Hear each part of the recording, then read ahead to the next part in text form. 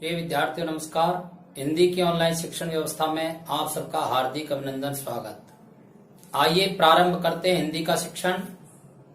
आज हम हिंदी शिक्षण में निबंध का अध्ययन करेंगे।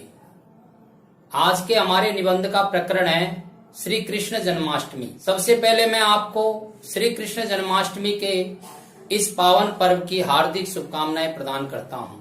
आशा और अपेक्षा करता हूं कि आप सब जिस प्रकार से अध्ययन में लगे हुए हैं, ठीक उसी प्रकार से दुगनी गति से अपने इस अध्ययन कार्य में लगे रहें।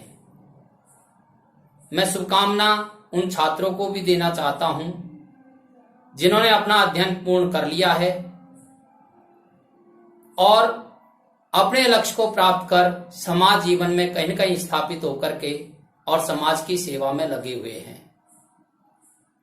मैं अभिभावक बंधुओं को भी इस अवसर पर हार्दिक शुभकामनाएं प्रदान करता हूं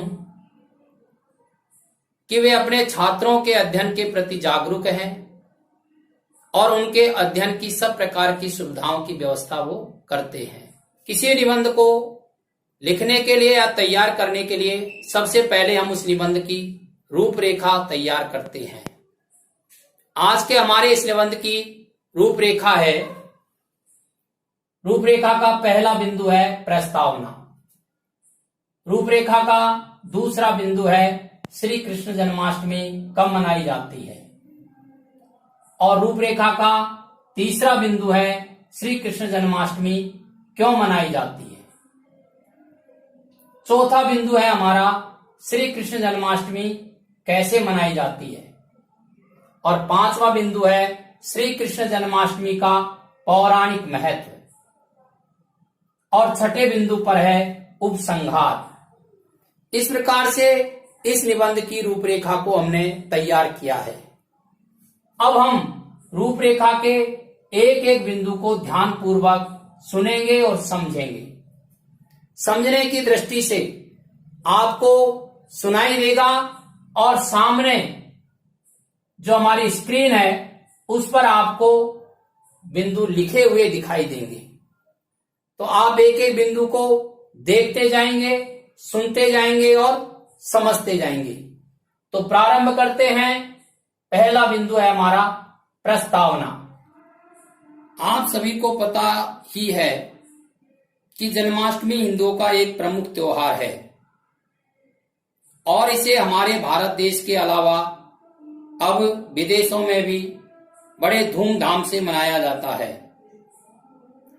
श्री कृष्ण हमारी धरती पर मानव रूप में ही प्रकट हुए थे, जिन्होंने कंस जैसे पापी का सर्वनाश कर दिया था। जब कंस का वध हुआ तब पूरे मथुरा में हाहाकार मच गया था। कृष्ण जन्माष्टमी बड़े उल्लास और हर्ष के साथ मनाने वाला त्योहार है, जिन्हें बच्चों से लेकर बड़े सभी बड़े हर्ष उल्लास के साथ मनाते हैं। माना जाता है कि भगवान श्री कृष्ण ने विष्णु जी और राम जी के 8वें अवतार के रूप में जन्म लिया था। कृष्ण जी का मुंह पे नाम आते ही उनकी छवि एक नटखट और शरारती बच्चे की बन जाती है, परंतु कृष्ण जी की शरारतें और लीलाएं एक आम बच्चों से हटकर थी, क्योंकि जब भी ईश्वर ने मानव रूप में इस धरती पर जन्म लिया वो किसी विशेष मकसद से ही जन्म लिया करते हैं।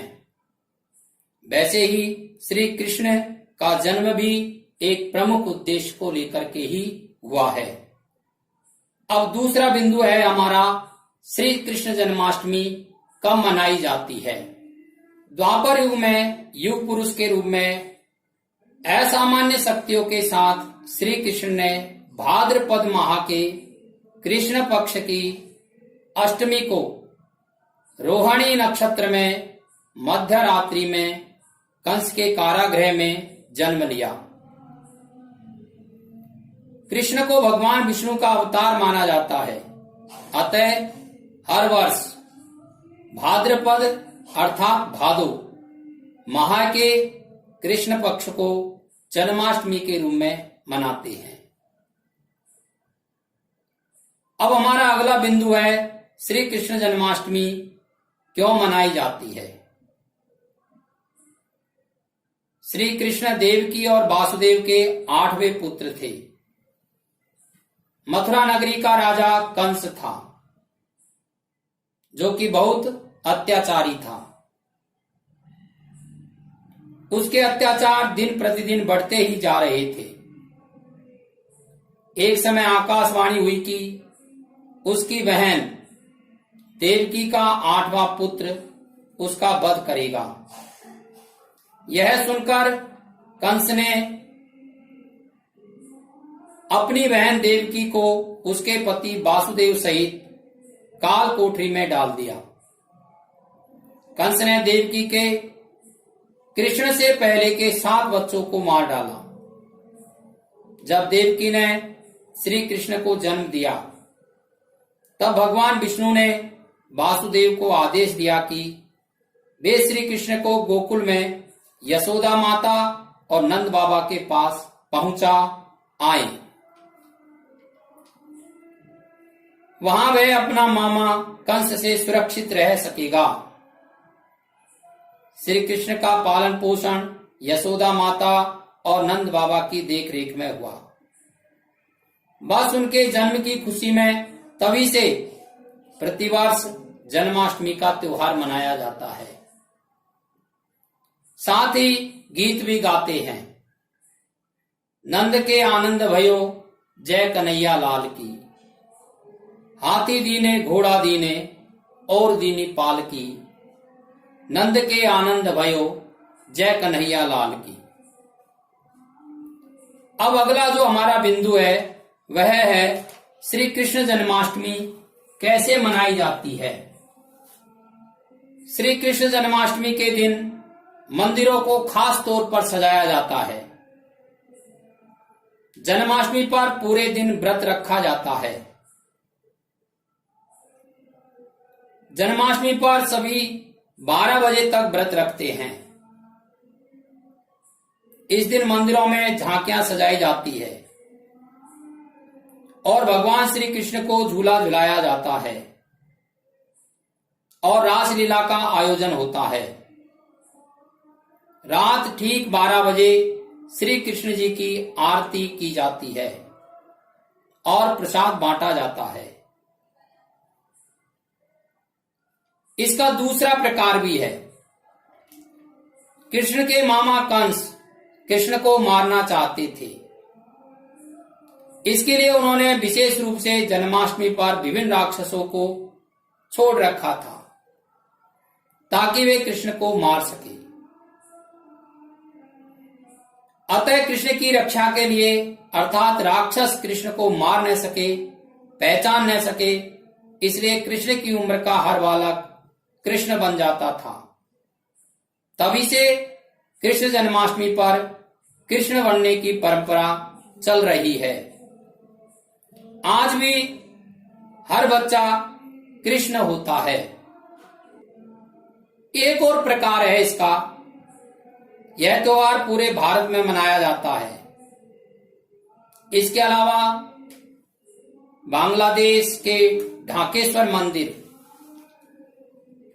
कराची पाकिस्तान के श्री स्वामी नारायण मंदिर, नेपाल, अमेरिका, इंडोनेशिया समेत अन्य कई देशों में यह त्योहार मनाया जाता है। बांग्लादेश में यह राष्ट्रीय उत्सव के रूप में मनाया जाता है तथा इस दिवस पर राष्ट्रीय छुट्टी दी जाती है। इसका एक और नाम है, महाराष्ट्र और गुजरात में दही हांडी की प्रथा है, इसलिए इसे दही हांडी का उत्सव भी कहते हैं। दुष्ट कंस द्वारा अत्याचार स्वरूप सारा दही और दूध मंगा लिया जाता था। इसका विरोध करते हुए श्री कृष्ण ने दूध दही कंस तक नहीं पहुंचाने का निर्णय लिया। इस घटना के उपलक्ष्य में दही हांडी का उत्सव मनाया जाता है। मटके में दही भरकर मटके को बहुत ऊंचाई पर टांगा जाता है तथा फिर युवकों द्वारा उसे फोड़कर दही हांडी का उत्सव मनाया जाता है। अगला बिंदु है श्री कृष्ण जन्माष्टमी का पौराणिक महत्व। भगवान कृष्ण अपने भक्तों की हर इच्छा पूरी करते हैं और सभी मुश्किलों से बचाते हैं। मानव कल्याण के लिए द्वापर युग में भाद्रपद मास अष्टमी तिथि को भगवान विष्णु ने देवकी के गर्भ कृष्ण रूप में जन्म लिया और उसके बाद यमुना पार कर मथुरा से गोकुल माता यशोदा के पास आ गए। गोकुल में एक तरफ कृष्ण ने कई राक्षसों का अंत किया तो दूसरी तरफ मनोहर लीलाएं रची। कभी माखन चुराया तो कभी मटकी फोड़ी। माता यशोदा ने कृष्ण का लालन पालन किया और कृष्ण ने उनको पूरे ब्रह्मांड के दर्शन कराए। श्रीमद् भागवत में बताया गया है कि मुक्तिदाता भगवान से जो कृपा प्रसाद नंदारी यशोदा को मिला,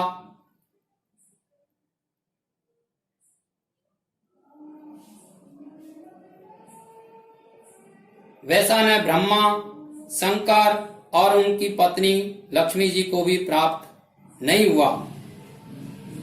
लेकिन फिर भी माता यशोदा की एक इच्छा ऐसी थी जो भगवान ने उनके अगले जन्म में पूरी की।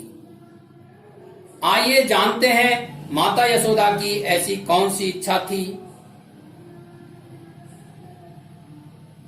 भागवत के अनुसार जब भगवान कृष्ण कुरुक्षेत्र की तरफ जा रहे थे तब वह माता यशोदा और नंद बाबा से मिले थे।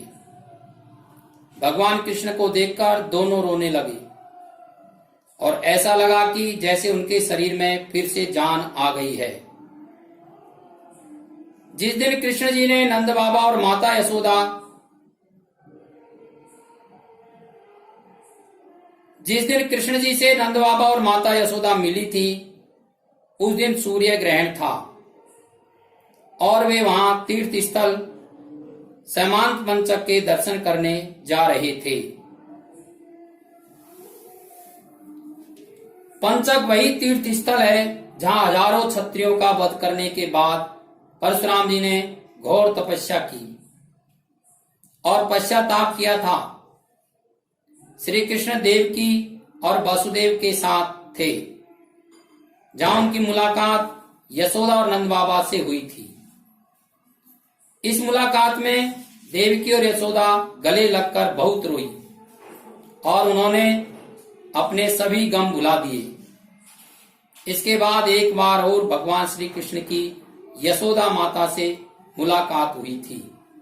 इस मुलाकात के बाद श्री कृष्ण माता यशोदा से मिलने तब पहुंचे जब वह मृत्यु शैया पर लेटी हुई थी और अंतिम सांसों में कृष्ण का नाम लिए जा रही थी।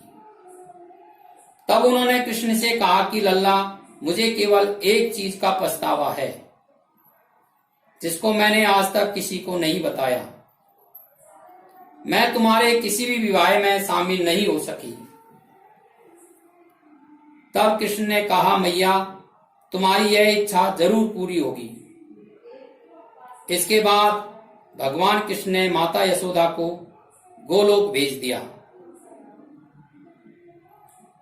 पौराणिक कथाओं के अनुसार माता यशोदा का अगला जन्म माता बकुला देवी के रूप में हुआ। भगवान वेंकटेश्वर ने पद्मावती के साथ विवाह किया जिसमें बकुला देवी शामिल हुई थी। एक बार भगवान वेंकटेश्वर को चोट लग गई तब बकुला देवी एक मां की तरह उनकी देखभाल की थी। बकुला देवी ने ही भगवान विष्णु का नाम श्रीनिवासन रखा था। भगवान विष्णु ने राम का अवतार लिया था। तब कैकेयी राम से बहुत प्रेम करती थी, लेकिन काल चक्र में कुछ कार्य होने की वजह से उन्होंने राम के लिए वनवास मांगा। लेकिन फिर भी उनका राम के प्रति प्रेम कम नहीं हुआ।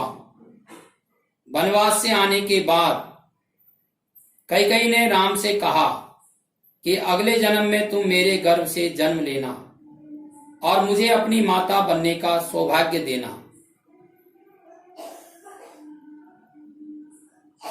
कौशल्या को भी भगवान राम दुखी नहीं करना चाहते थे, तो उन्होंने कहा कि भले ही मैं अगले जन्म में माता कैकेयी के गर्भ से जन्म लूंगा, लेकिन मैं आपका ही पुत्र कहलाऊंगा। भगवान राम ने इस कथन को कृष्ण रूप में पूरा किया। कैकेयी देवकी बनी, जिसके गर्भ से जन्म लेने के बाद भी कौशल्या यशोदा बनी और भगवान कृष्ण हमेशा यशोदा नंदन कहलाए। अब अगला बिंदु है हमारा निबंध का उपसंहार।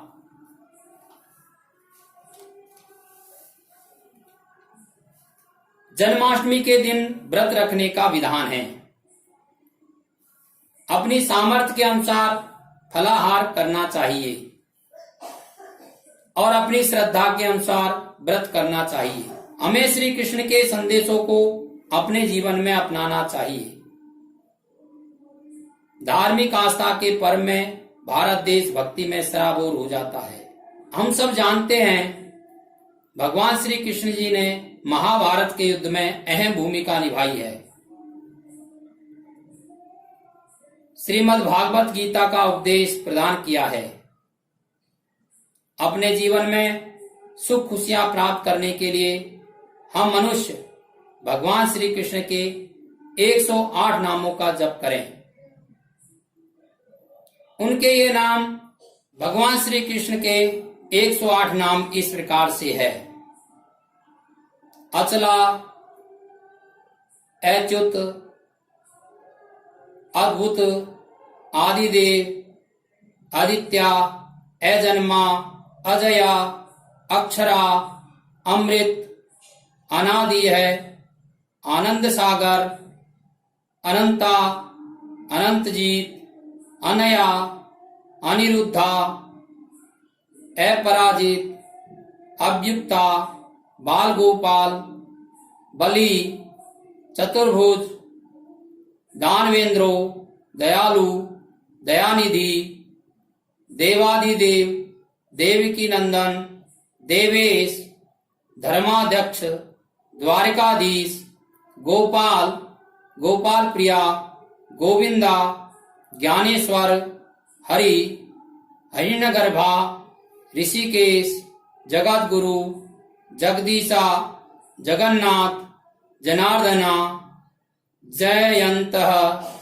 ज्योतिरादित्य, कमलनाथ, कमल नयन, काम संतक, कंजलोचन, केशव, कृष्ण, लक्ष्मीकांत, लोकाध्यक्ष, मदन, माधव, मधुसूदन, महेंद्र, मनमोहन, मनोहर, मयूर, मोहन, मुरली, मुरलीधर, मुरली मनोहर, नंद गोपाल, नारायण, निरंजन, निर्गुण, पद्मस्ता, पद्मनाभ, परम ब्रह्म, परमात्मा, परम पुरुष, पार्थसारथी, प्रजापति, पुण्य, पुरुषोत्तम, रविलोचन, सहस्राकाश, सहस्रजीत, सहस्रपात, साक्षी, सनातन, सर्वजन, सर्वपालक, सर्वेश्वर, सत्यवचन, सत्यव्य, संतः, श्रेष्ठ, श्रीकांत, श्याम, श्याम सुंदर, सुदर्शन, सुमेध, त्रिविक्रमा, उपेंद्र, वैकुंठनाथ, वर्धमान है, वासुदेव, विष्णु, विश्वदिक्नः, विश्वकर्मा, विश्वमूर्ति, विश्वरूपा, विश्वात्मा, वृक्पर्व, यदवेंद्रा, योगी और योगिनापति। इस प्रकार भगवान श्री कृष्ण के 108 नाम हैं। इनके ये नाम बाल्यावस्था से ही शुरू होते हैं तथा प्रत्येक नाम का अपना कोई न कोई अर्थ है। अतः हमें अपना जीवन सार्थक करने के लिए इन सार्थक नामों का जप करते हुए भगवान श्री कृष्ण के नाम का स्मरण करते रहना चाहिए। एक बार पुनः मैं आप सबको श्री कृष्ण जन्माष्टमी के इस पावन अवसर पर 108 नामों के जप की सलाह देते हुए हार्दिक शुभकामनाएं प्रदान करता हूं। भगवान से प्रार्थना करता हूं आप अपने लक्ष्य को प्राप्त कर समाज जीवन में प्रवेश करते हुए समाज की सेवा में संलग्न रहे। धन्यवाद।